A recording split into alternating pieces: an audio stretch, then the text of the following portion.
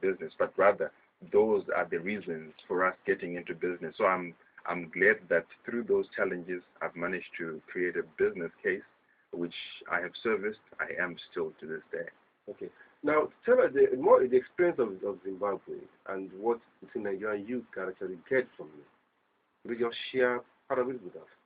What's in common, first off, is the challenges. What we gathered from the limited stay, a few hours that we've had to interact with people in Nigeria, is the plethora of challenges that you face.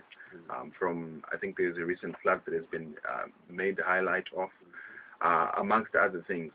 So for me, it's really the initiative to identify the opportunities within those challenges and satisfy them, to have the initiative to break out of the yoke and mindset of saying I can't or it can't, but to get into a mode to say I can, I have a dream, I'm going after it. Are there specific areas of entrepreneurship that you think you really wanted to expose Nigerian youth into?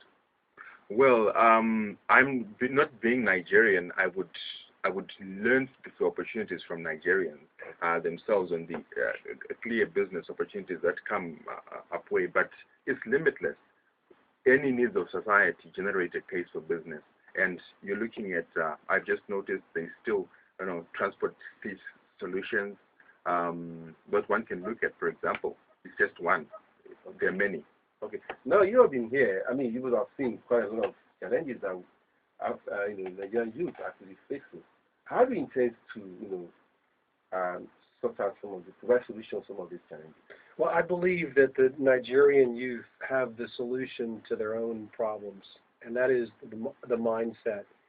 We look at Munya here, coming from Zimbabwe, I would have never have met him had it not been for the Global Student Entrepreneur Awards. And he's a bright, shining example of someone that's able to get a good college education and also start a business. Yeah. Instead of waiting for a job, he actually created his own job.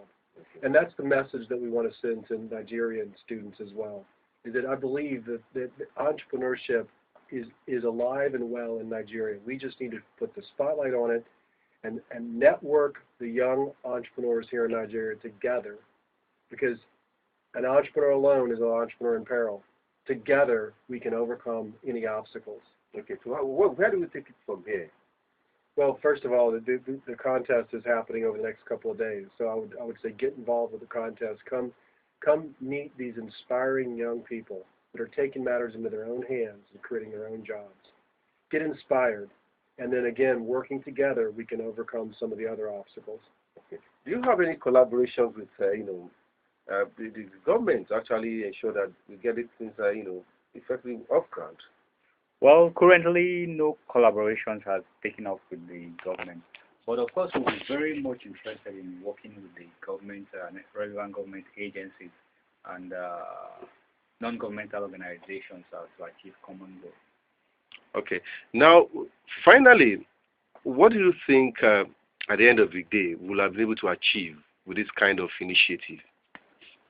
Well, first of all, just with the people that I've met so far, I'm totally inspired with Chidi's and Munya's efforts to help young Nigerian youth pursue their dreams.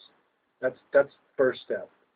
What else do we hope to get? We hope to network the youth here so they can learn from each other. That's the next step. And then at the end of the contest, we will have what we would consider one of the best student entrepreneurs from Nigeria.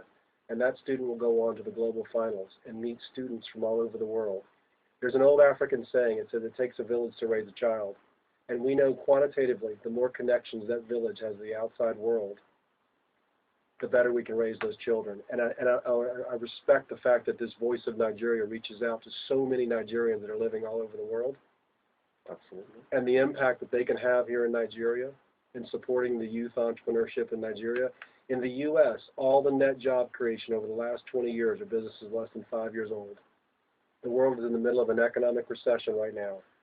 Okay. No matter how many challenges Nigeria has, we're all in this together. Okay, that's interesting. Well, I just take you up on the issue of what project are you doing with President Obama right now? Do you have any specific projects you're doing for the youth? The administration is reaching out to other countries. The U.S. is considered one of the most industrialized, entrepreneurial, and innovative countries in the world. and the administration has viewed this as a way of giving back to the rest of the world, of encouraging entrepreneurship in other countries. And so they're identifying high potential, high growth entrepreneurs, bringing them to the United States to learn how U.S. entrepreneurs are growing their businesses. Okay, what's your take on this issue of budget cuts that is taking the whole world, I mean, by the storm? If U.S. does not sort themselves out, there might be another world economic recession.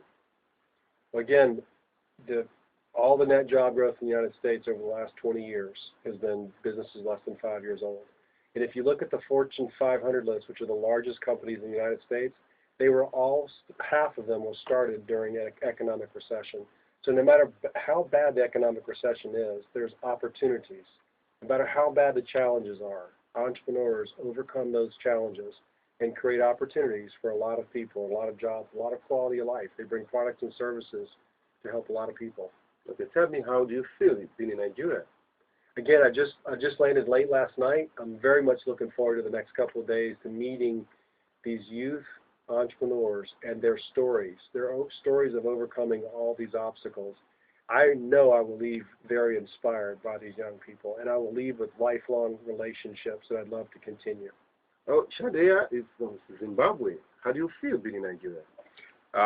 It's definitely refreshing, challenging, and I'm looking at life in a very different perspective because of the exposure that I've just had.